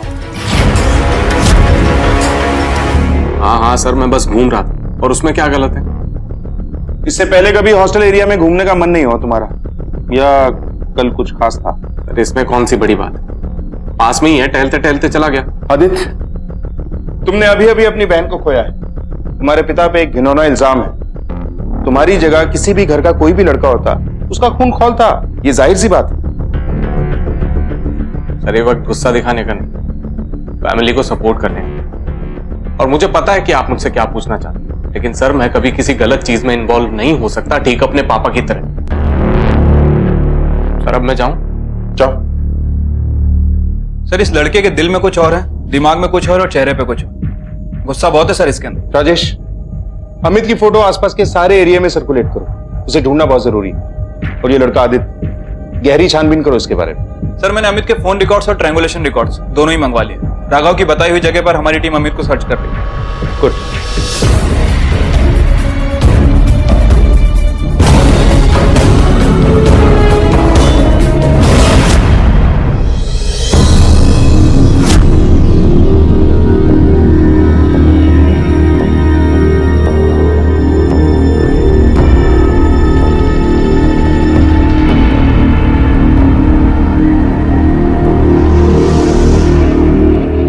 रजनी बहन, संभालिए अपने आप को, संभालिए। मेरी बेटी के चौथे पर कोई भी नहीं आया, कोई भी नहीं आया। ए ठाकुर, छुप के कहाँ बैठा है? बाहर निकल। मेरे बेटी को कहाँ छुपा के रखा है? उसको मार देगा फिर छोड़ेगा क्या? अरे आने बाहर, छुप के क्यों बैठा है? कहाँ छुप के बैठा है? आने सामने। मेरा बेटा कहाँ है? हमसे क्यों पूछ रही हो? वो यहाँ क्यों आएगा? मुझे कुछ नहीं पता। मेरे पास न सिर्फ मेरा अमित, मुझे मेरा बेटा चाहिए अभी इसी वक्त, समझा? अच्छा, तो आप गरीब हैं, आपके पास बेटा है, तो मेरी बेटी की कोई हिम्मत नहीं। मैंने मेरी बेटी को खोया है, लेकिन मैं एक माँ होने के नाते तुम्हें दुआ ही दूंगी कि तुम्हें तुम्हारा बेटा सही सलामत वापस मिल जाए। और वहां तो सब कुछ सच होता है।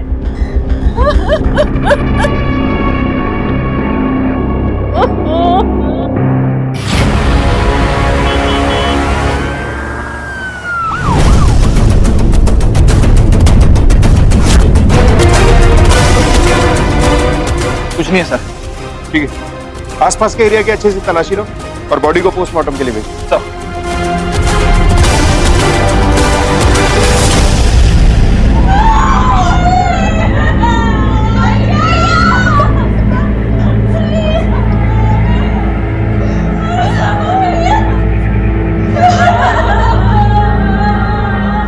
अमित की अचानक बरामद हुई लाश ने इस केस का रुख ही बदल दिया।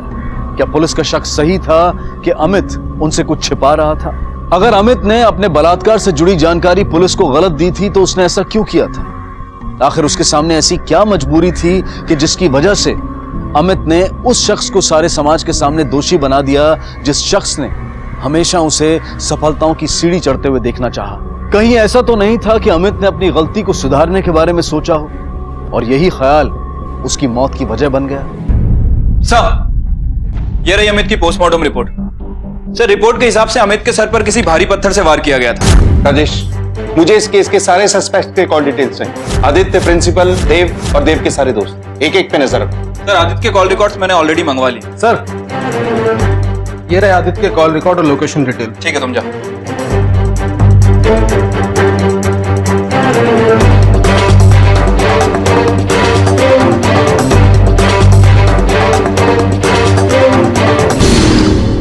शब्द भी झूठ बोला ना तो हलक से जबान बाहर निकाल लूंगा। तुझे तेरा पिता पसंद नहीं है ना, क्योंकि 2 साल पहले उन्होंने तुझे कॉलेज से सस्पेंड किया एग्जाम में चीटिंग करने के जुर्म में, जिसकी वजह से तू 1 साल फेल भी हुआ था। सर, एक तो वो काफी पुरानी बात है और मैं ही मेरे पापा से गुस्सा रहूंगा। सर, गलती तो मैंने ही की थी ना। अच्छा, तो पिछले 2 महीने से अमित के साथ मिलकर कौन से सम सॉल्व कर रहा है तू? ये देख तेरे फोन रिकॉर्ड्स। इस फोन रिकॉर्ड्स के हिसाब से तूने ही सबसे ज्यादा बार अमित को कॉल किया। अब सीधे सीधे बोल, अमित के साथ मिलकर तूने ही षड्यंत्र रचा ना अपने पिता के खिलाफ? और जब अमित ने मुंह खोलना चाहा तो तूने उसकी भी आवाज दबा दी। सर, ये सच है कि मैं उसे कॉल करता क्योंकि वो कमीना मेरी बहन के पीछे था। अगर कोई मेरी बहन के पीछे होगा तो मैं तो बीच में आऊंगा ही ना। हाँ, ये सच है कि मैं पिछले कुछ दिनों से उसे ज्यादा कॉल कर रहा था। सर, वो सच सच बता दे कि मेरे पापा बेकसूर। सर, मैं ही अपने पापा के खिलाफ षड्यंत्र क्यों रचूंगा? ये सब गलत है सर। मैं मेरे पापा से बहुत प्यार करता हूँ और मुझे पता है कि मेरे पापा बेकसूर हैं। पुलिस का पूरा शक प्रिंसिपल ठाकुर के बेटे आदित्य पर था, लेकिन सबूतों के अभाव में वो आदित्य को मुजरिम साबित नहीं कर पा रहे थे। तभी पुलिस ने तय किया कि वो इस केस को ऊपर से नीचे तक एक बार फिर से खंगालेंगे। और इसी दौरान पुलिस के हाथ कुछ ऐसा लगा जिसके बाद इस केस की दशा और दिशा दोनों ही बदल गई।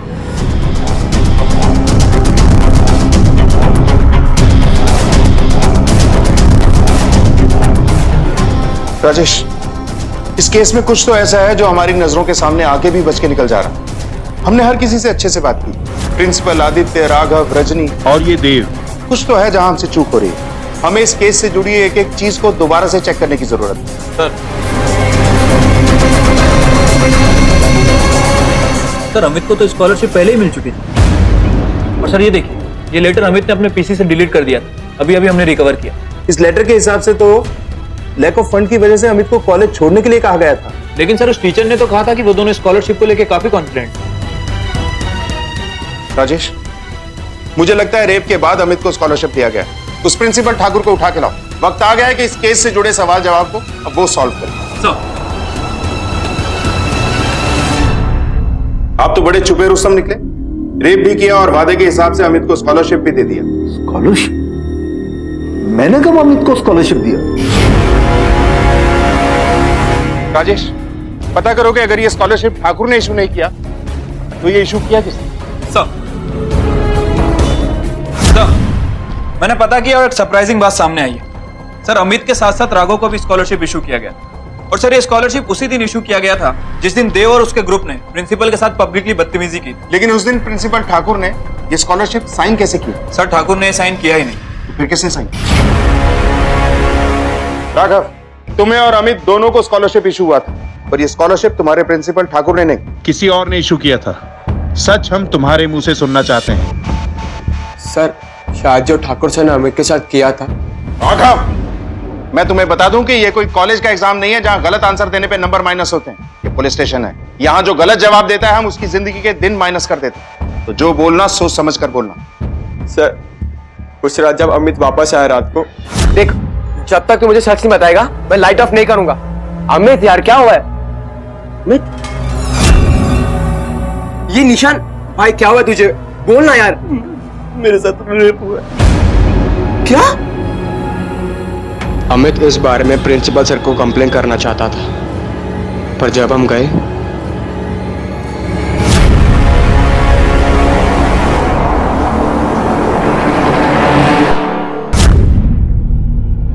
रेजिग्नेशन? गुप्ता जी, ये क्या बात? आप तो भली भांति जानते कि मेरा कोई कसूर नहीं है।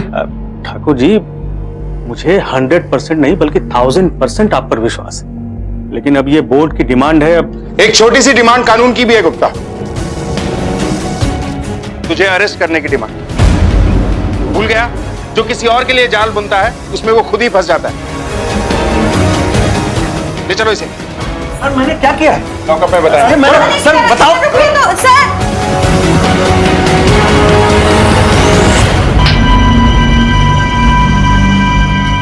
सर, मैंने कुछ नहीं किया सर, मैंने कुछ भी नहीं किया, मेरा विश्वास कीजिए। अपनी ओवर एक्टिंग बंद कर। राघव ने अपना मुंह खोल दिया। तेरा खेल खत्म। और उस शाम कॉलेज में प्रिंसिपल ठाकुर नहीं बल्कि तू एनुअल डे का हिसाब कर रहा था।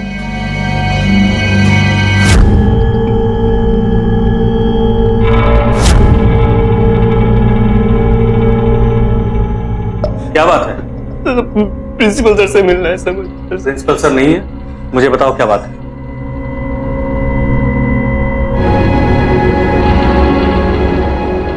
सर, मेरे साथ रेप हुआ है सर। ठाकुर सर नहीं किया है ना तुम्हारे साथ रेप? नहीं सर। ठाकुर सर नहीं किया है तुम्हारे साथ रेप। अब कहानी की तरह इस बात को रख लो, और कोई भी पूछे तो ठाकुर सर का ही नाम ले। समझ गए? बस ठाकुर सर तो सब बहुत अच्छे सर, उनका नाम सर। अपना घर बनाना है या नहीं? तुम अपना स्कॉलरशिप ले लो और मैं प्रिंसिपल की पोस्ट। मेरी सालों से इच्छा थी कि मैं प्रिंसिपल बन, लेकिन उस ठाकुर ने उस कुर्सी को कभी छोड़ा ही नहीं, और उसे उस कुर्सी से हटाने का यही एक रास्ता दिखा मुझे सर। तेरे इस लालच ने दो जिंदगियों को बर्बाद कर दिया।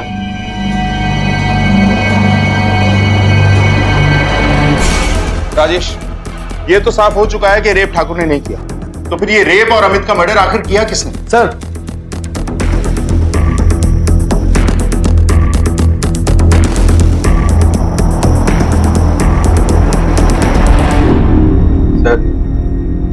दिव्या की मौत की खबर सुनकर अमित पूरी तरह से टूट चुका था। जैसी करनी तैसी भरी। माँ बस कर, इन सब के पीछे उस बेचारे का दोस्त था।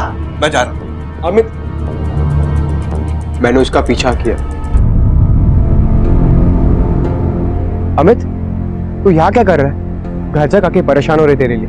दिव्या की जान मेरी वजह से गई है ना। मैं झूठ बोलता ना ठाकुर सर की फैमिली को ये सब झेलना पड़ता। मैं अब इस झूठ के साथ नहीं जीना चाहता। मैं जा रहा हूं सबको सच बताने। अमित, तू पागल हो गया क्या?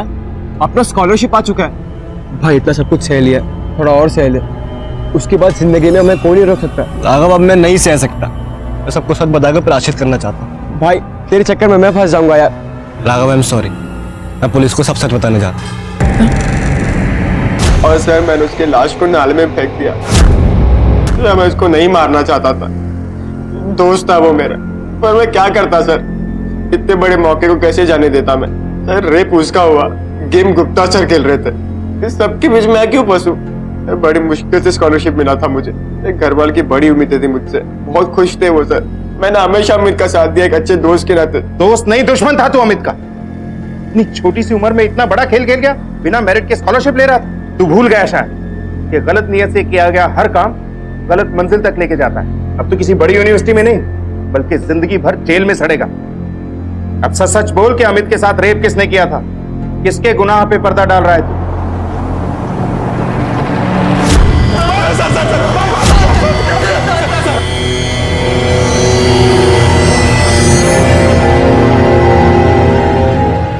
हाँ सर, हमने किया उस अमित का रेप। क्यों किया? सर वो ठाकुर हमेशा उन लोगों को वीआईपी ट्रीटमेंट देता था। सर हमें फेल कर दिया और उन दोनों को स्कॉलरशिप देने की सोच रहा था। उस रोज भी ठाकुर अमित को ट्यूशन दे रहा था। ये देख के हम लोगों का दिमाग गर्म हो गया सर। निकलो अभी, ये स्कॉलरशिप मिलनी चाहिए तुम्हें। Thank you sir. All the best.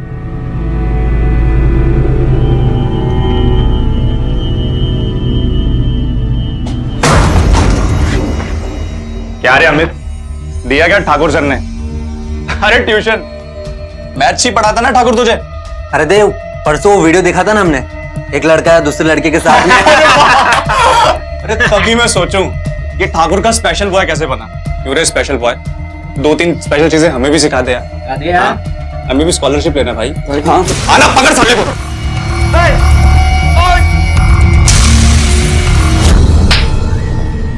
तुम लोगों के एक जुर्म ने 2-2 जिंदगियां ली, 2-2 परिवारों की खुशियों को हमेशा हमेशा के लिए खत्म कर दिया। स्टूडेंट यूनियन के हेड होने के पोस्ट और पावर का यह फायदा उठाया तूने। देव ने अपने स्टूडेंट यूनियन हेड होने का गलत फायदा उठाया था। वहीं दूसरी तरफ वाइस प्रिंसिपल गुप्ता ने सिर्फ एक पद को पाने के लिए जो षड्यंत्र रचा था वो बेहद घिनौना था।